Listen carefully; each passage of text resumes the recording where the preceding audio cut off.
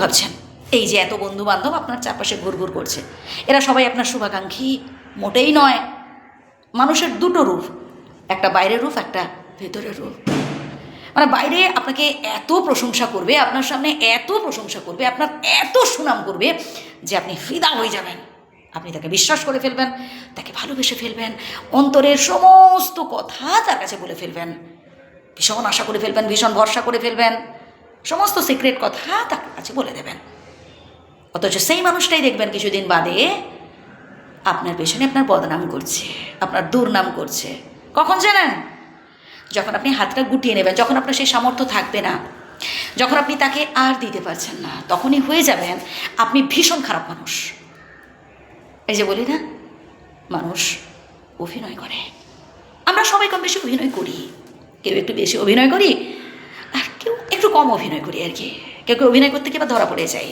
দেখবেন কিছু কিছু মানুষ আছে যাদের মুখে হাসি থাকে না, তাদের বড্ড অভাব, অথচ বিধাতা তাকে সব কিছু দিয়েছেন, টাকা পয়সা বাড়ি গাড়ি, কোনো কিছুতেই তার অভাব নেই, তবু দেখবেন মুখে তার হাসি নেই। কেউ সাহায্য চাইতে হলে তাকে দূর দূর করে দাঁড়ায়। এটা একটা অভিনয়, না থাকার অভিনয়, গরিব হওয়ার অভিনয়, কষ্টে থাকার অভিনয়। আবার কেউ কেউ দেখবেন তার সত্যি বড় অভাব, তার জীবনে অনেক দুঃখ অনেক কষ্ট, তবুও দেখবেন সে মুখে সবসময় হাসি ধরে রাখার চেষ্টা করে, সে বিন্দাস থাকার চেষ্টা করে। সে অভিনয়ের দ্বারা এটা প্রকাশ করতে চায় জগতের কাছে যে আমি ভালো আছি। এটাও একটা অভিনয়।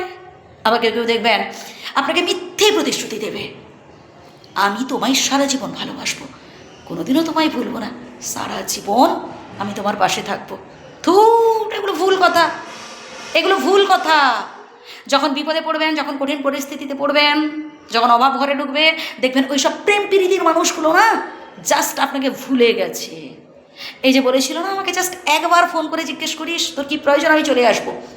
করবেন ফোন, রিং হয়েই যাবে, ফোন আর ধরছে না ওপর থেকে। শেষে আপনারই বিরক্ত লাগবে, আপনার খারাপ লাগবে, আপনার সম্মানে লাগবে, আপনার মনে হবে না সত্যি এভাবে ফোন করে ডিস্টার্ব করা ঠিক নয়, কারণ ফোনই তো ধরছে না। আপনি কি ভাবছেন ফোন ধরছে না কারণ নেই মানুষটা সেখানে, ফোনের পাশে নেই, ফোনের পাশে আছে, ফোনটা পকেটেই আছে বা টেবিলেই আছে, তবুও ধরছে না, কারণ সে বুঝে গেছে যে এই সময় আপনি বিপদে পড়েছেন।